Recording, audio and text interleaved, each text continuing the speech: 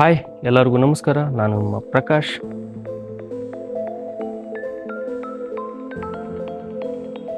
ಇವತ್ತಿನ ವಿಡಿಯೋದಾಗ ಜಿಮ್ ಮಾಡೋದ್ರಿಂದ ಸಿಗೋಂಥ ಮೆಂಟಲ್ ಮತ್ತು ಫಿಸಿಕಲ್ ಬೆನಿಫಿಟ್ಸ್ ಬಗ್ಗೆ ತಿಳ್ಕೊಳ್ಳೋಣ.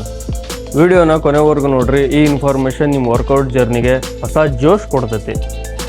ನಾವು ಜಿಮ್ದಾಗ ವೇಟ್ ಲಿಫ್ಟ್ ಮಾಡೋದ್ರಿಂದ ಮಸಲ್ ಸ್ಟ್ರಾಂಗ್ ಆಗ್ತಾವೆ, ಅದ್ರ ಜೊತೆಗೆ ಮಸಲ್ ಸೈಜ್ನು ಇನ್ಕ್ರೀಸ್ ಆಗ್ತೈತಿ. ಇದನ್ನು ನಾವು ಮಸಲ್ ಹೈಪರ್ಟ್ರೋಫಿ ಅಂತ ಕರಿತೀವಿ. ಮೆಟಬಾಲಿಸಮ್ ಸ್ಟ್ರಾಂಗ್ ಆಗ್ತೈತೆ. ದೇಹದಾಗ ಮಸಲ್ ಮಾಸ್ ಹೆಚ್ಚಿಗೆ ಇದ್ದಷ್ಟು ರೆಸ್ಟ್ ಮಾಡುವಾಗ, ನಿದ್ದೆ ಮಾಡುವಾಗ ಜಾಸ್ತಿ ಕ್ಯಾಲೋರೀಸ್ ಬರ್ನ್ ಆಗ್ತೈತೆ. ಬೋನ್ಸ್ ಮತ್ತು ಜಾಯಿಂಟ್ಸು ಸ್ಟ್ರಾಂಗ್ ಆಗ್ತಾವೆ.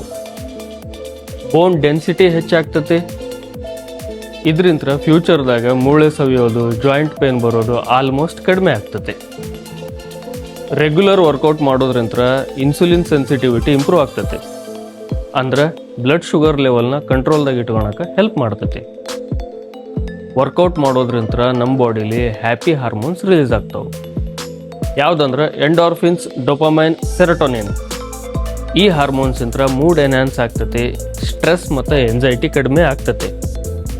ಡೈಲಿ ವರ್ಕೌಟ್ ಮಾಡೋದ್ರಿಂದ ಬ್ರೈನಿಗೆ ಬ್ಲಡ್ ಫ್ಲೋ ಚೆನ್ನಾಗಿ ಆಗ್ತೈತಿ.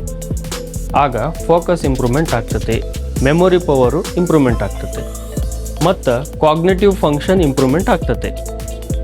ಅಂದರೆ ಮೆಂಟಲ್ ಎಬಿಲಿಟಿ, ನಾವೇನಾದರೂ ಥಿಂಕ್ ಮಾಡೋದಾಗಿರ್ಬೋದು, ಹೊಸ ವಿಷಯಗಳನ್ನ ಕಲಿಯೋದಾಗಿರ್ಬೋದು, ಡಿಸಿಷನ್ ಮೇಕಿಂಗ್, ಪ್ರಾಬ್ಲಮ್ ಸಾಲ್ವಿಂಗ್, ಇದೆಲ್ಲ ಇಂಪ್ರೂವ್ಮೆಂಟ್ ಆಗ್ತೈತೆ.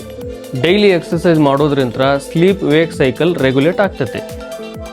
ಕಾರ್ಡಿಯೋವ್ಯಾಸ್ಕ್ಯುಲರ್ ಹೆಲ್ತ್ ಇಂಪ್ರೂವ್ ಆಗ್ತೈತೆ. ಸ್ಟ್ಯಾಮಿನಾ ಇನ್ಕ್ರೀಸ್ ಆಗ್ತೈತೆ. ಹಾರ್ಟಿಗೆ ಸಂಬಂಧಪಟ್ಟಂಥ ಡಿಸೀಸಸ್ ಬರೋದು ಕಡಿಮೆ ಆಗ್ತೈತೆ. ಬಾಡಿ ಪೋಶ್ಚರ್ ಇಂಪ್ರೂವ್ಮೆಂಟ್ ಆಗ್ತೈತೆ.